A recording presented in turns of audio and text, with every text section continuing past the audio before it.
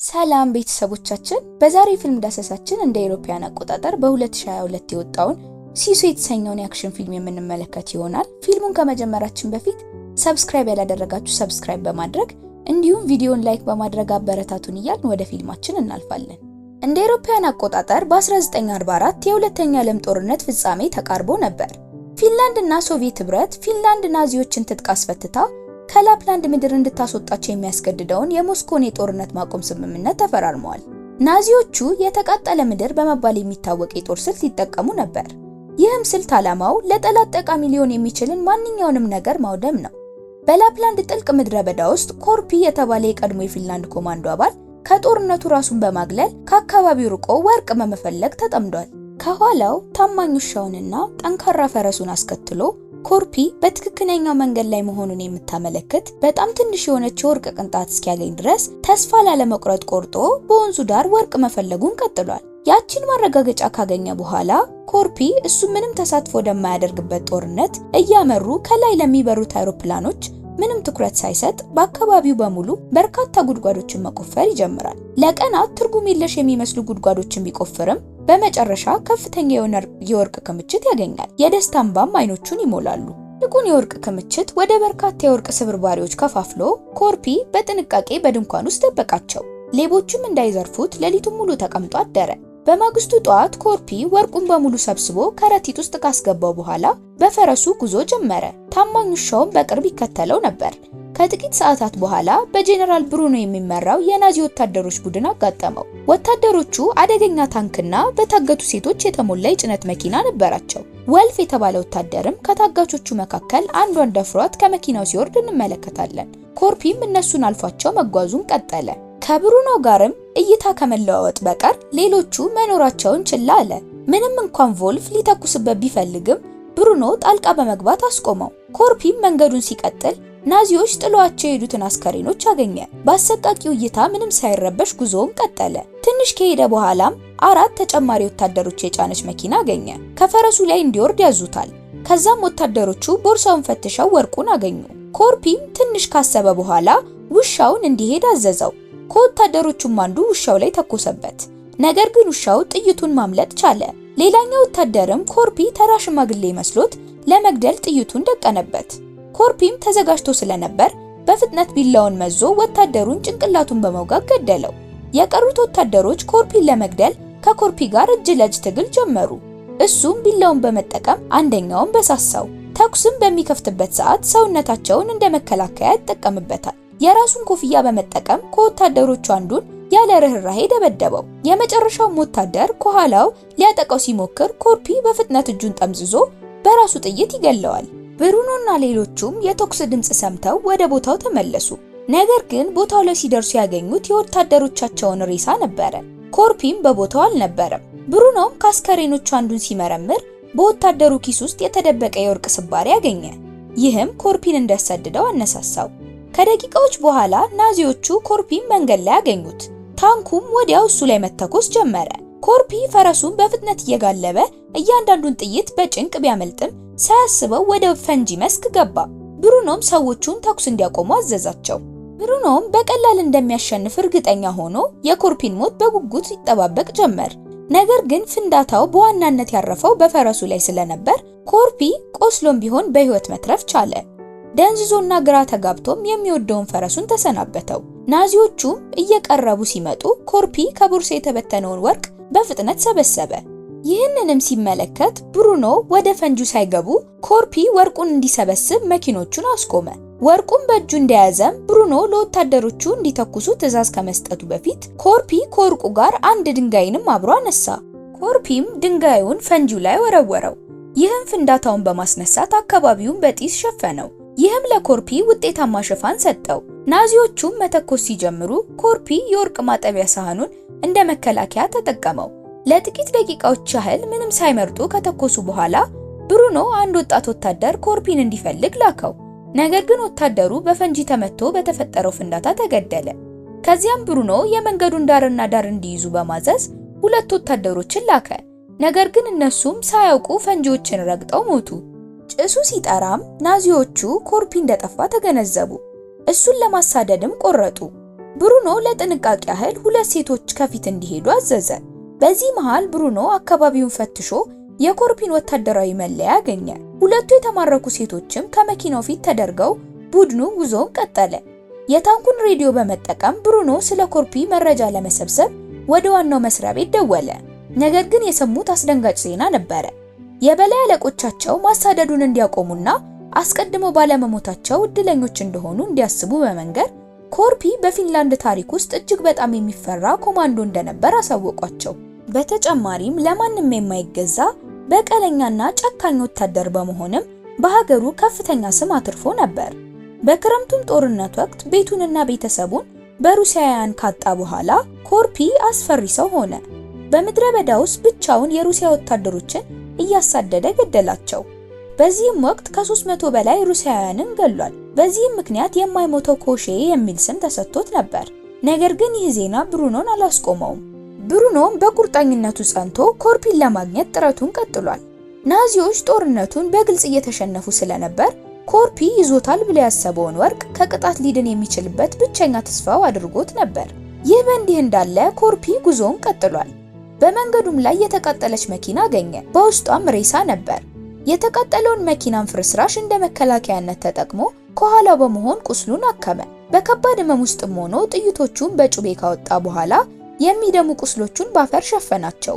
በድንገትም ታምፕ ውሻው እንደገና ብቅ አለ። ከርቀትም ሆኖ ኮርፒን በታማኝነት ይመለከተው ነበር። ከጥቂት ሰዓታት እንቅልፍ በኋላ ኮርፒ በሰማው ድምጽ በድንጋጤ ከእንቅልፉ ነቃ። በአካባቢውም ናዚዎች ደርሰው ነበር። የሱንም መዓዛ ተከታትለው እንዲፈልጉ የሰለጠኑ ውሾችንም አስከትለዋል። ኮርፒም በፍጥነት በተቃጠለችው መኪና ስር ተደበቀ። ናዚዎቹም ሲያልፉ በጥንቃቄ ይመለከታቸው ነበር። ውሾቻቸውም ፍለጋቸውን አጠናክረዋል። ኮርፒም የመጨረሻዋ መኪና እስክትቀርብ ድረስ ቆየ። ከዚያም ተደብቆ ከስሯ በመግባት የመኪናዋን የታችኛውን ክፍል አጥብቆ ያዘ። ከዛም የነዳጅ ማጠራቀሚያውን በመብሳት ቤንዚኑ እንዲፈስ አደረገ። ይህም የውሾቹን የማሽተትና የሱን መዓዛ የመከታተል አቅማቸውን እንዲቀንስ ያደርገዋል። ውሾቹም የሱን መዓዛ የመከታተል ችሎታቸው ስለተዳከመ ወታደሮቹ አዲስ ስልት ለመንደፍ ፍለጋቸውን አቆሙ። ይህም ኮርፒን ለማምለጥ እድል ሰጠው። የሚያሳዝነው ግን አንዱ ውሻ ኮርፒን አይቶት ስለነበር በመጮህ ለወታደሮቹ አሳያቸው። አንደኛው ወታደርም ኮርፒን እግሩ ላይ ተኩሶ ይመታዋል። እሱ ግን ያለውን አቅም ተጠቅሞ ቆመ። ብሩኖም የራሱን ውሾች ኮርፒን እንዲያሳድዱት ለቀቃቸው። ኮርፒም በድፍረት ክብሪት በመጫር በቤንዚን የራሰውን ልብሱን አቃጠለው። ድንገተኛውም እሳት የሚያሳድዱትን ውሾች አስደንግጦ ወደ ኋላ እንዲሸሹ አደረጋቸው። ወታደሮቹም በመተኮስ ማሳደዳቸውን ቀጠሉ። ኮርፒም በአቅራቢያ ወዳለ ሐይቅ ዘሎ ገባ። ብሩኖም ሰዎቹን ኮርፒ አየር ለመውሰድ ከውሃ እስኪወጣ ጠብቀው እንዲገሉ ታዘዛቸው። ነገር ግን ኮርፒ ለረጅም ሰዓት በውሃ ውስጥ የመቆየት ልምድ ነበረው። በመጨረሻም የኮርፒ ራስ ከውሃው ብቅ ሲል ወታደሮቹ ተኩስ ከፈቱበት። በተሳካው ሁኔታ እንዳስወገዱት በማመን 3 ወታደሮችን ወርቁን ለማምጣት ጀልባ ላይ ወጡ። ሆኖም አንደኛው ወታደር ልክ ወደ ውሃ ውስጥ ዘሎ እንደገባ ኮርፒ ከጀርባው በመምጣት በቢላዋ ገደለው። በውሃው ላይ ደም ብቻ ታየ። ከዚያም ብሩኖ ሁለተኛውን ወታደር ወደ ውሃው እንዲዘል አዘዘው። ደም እንደገና በውሃው ላይ ሲንሳፈፍ በፍርሃት የተዋጠው ሶስተኛው ወታደር በማመንታት በጀልባው ለማምለጥ ሲሞክር ይህንን ድርጊት ቮልፍ እንደ ክደት ስለቆጠረው ተኩሶ ይገለዋል። እድሉን ተጠቅሞ ኮርፒ የወደቀውን ወታደር አካል እንደ ጋሻ ተጠቅሞ ከወታደሮቹ ኢላማ በመደበቅ ሲተኩሱበት ማምለጥ ቻለ። የኮርፒ ታማኝ ውሻ ጌታውን ለመከተል ሞከረ፣ ነገር ግን ውሃውን ማቋረጥ አልቻለም። ኮርፒም ከሰዓታት አድካሚ ጉዞ በኋላ በመጨረሻ በአቅራቢያው ወዳለች ከተማ ደረሰ። ነገር ግን ባየው ነገር ተደናገጠ። ከተማዋ በእሳት ነበልባል ተውጣ ነበር። ኮርፒም በድካም ተውጦ ስለነበረ በፈረሰ የነዳጅ ማደያ ውስጥ ተጠለለ። የእግሩ ህመምም ለማረፍ ያደረገውን ሙከራ አደናቀፈው። ይህም ቤተሰቡን ያጣበትን ቀን ትውስታ መጣበት። ልክ እንቅልፍ ሊወስደው ሲል የውሻው ጩኸት ድምጽ ከእንቅልፉ ቀሰቀሰው። ከመደበቂያውም የወጣው ኮርፒ ከታማኝ ውሻው ጋር እንደገና ተገናኘ።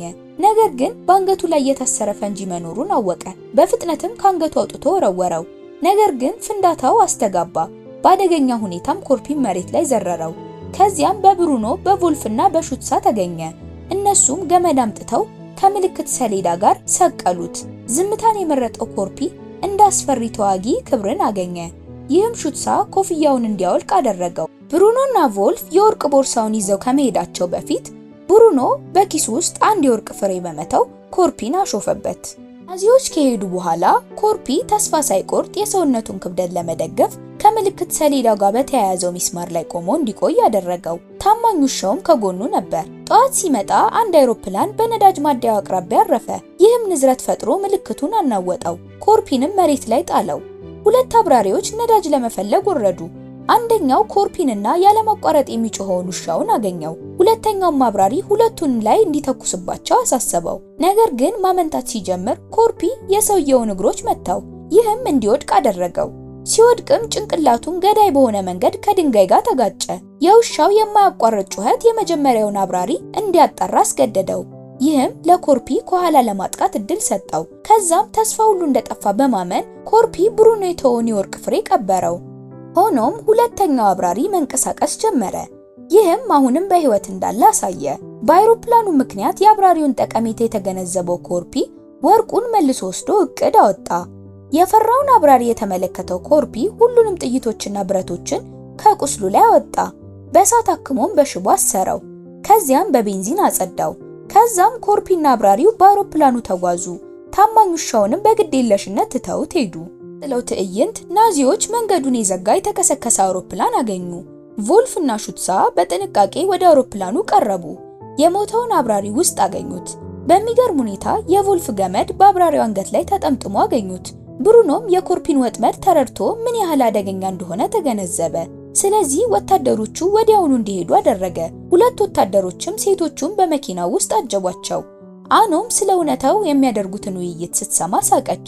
በመቶዎች የሚቆጠሩ ሩሲያውያን ሲሞክሩ ያልተሳካላቸውን ነገር እነሱ እንደማይሳካላቸውም ገለጸች። ኮርፒ በእውነት የማይሞት ሳይሆን በቀላሉ ለመሸነፍ ፈቃደኛ እንዳልሆነ ተናገረች።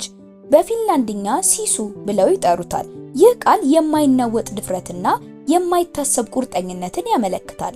በኮርፒ የማይበገር መንፈስ ኤኖ በጊዜው የሁሉም ናዚዎች ሞት እንደሚሆን ተነበየች። ከዛም በድንገት አንድ ወታደር ሕይወቱ አልፎ ወደቀ። ሌላኛው ከመኪናው ተጎትቶ ወጣ። ከዚያም በሚመጣው ታንክ ስር ተጨፈለቀ። አኖ የወደቀውን ወታደር መሳሪያ ለመያዝ ሞከረች። ነገር ግን ኮርፒ በፍጥነት መኪናው ላይ ወጥቶ ከእርሷ በፊት ያዘው።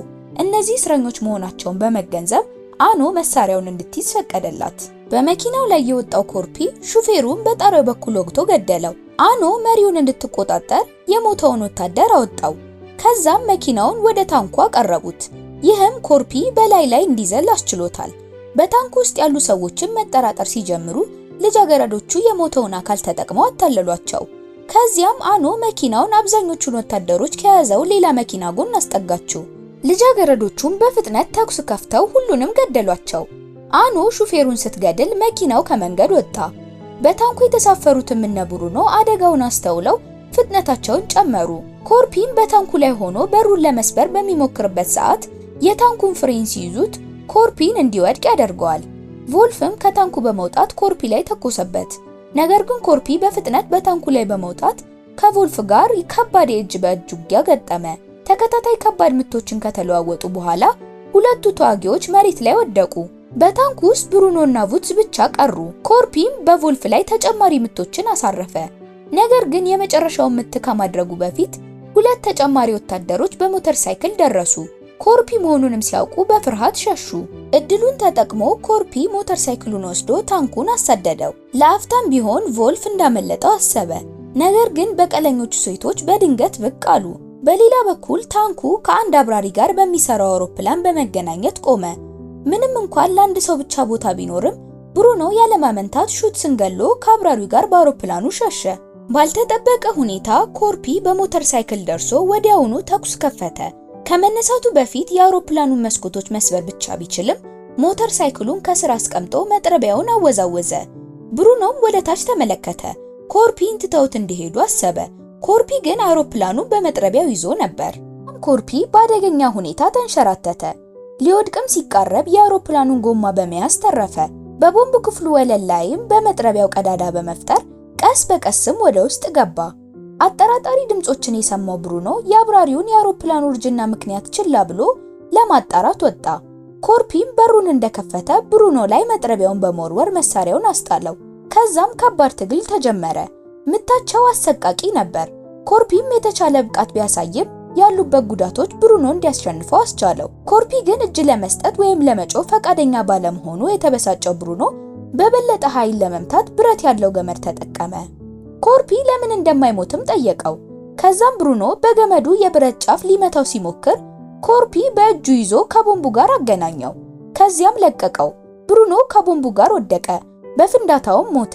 ኮርፒም ትንሽ ከድካሙ ረፍት ለማድረግ ሲሞክር አይሮፕላኑ በኃይል መንቀጥቀጥ ጀመረ፣ ወደ መሬትም መወርወር ጀመረ።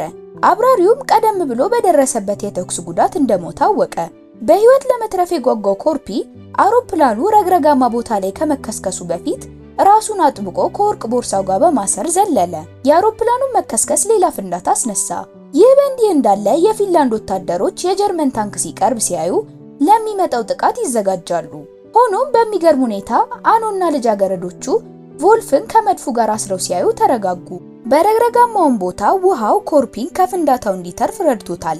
በመጥረቢያውም እርዳታ መውጣት ቻለ።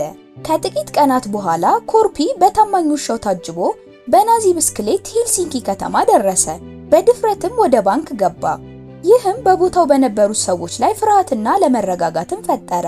ኮርፒም የወርቅ ቦርሳውን በፊት ጠረጴዛ ላይ ገልብጦ ሀብቶቹን ሲያስመዘግብ ፊልማችን ይጠናቀቃል። አብራችሁን ስለነበራችሁ እያመሰገንን በአዲስ ፊልም እስከምንገናኝ ድረስ ሰላም ቆዩን። ቻው።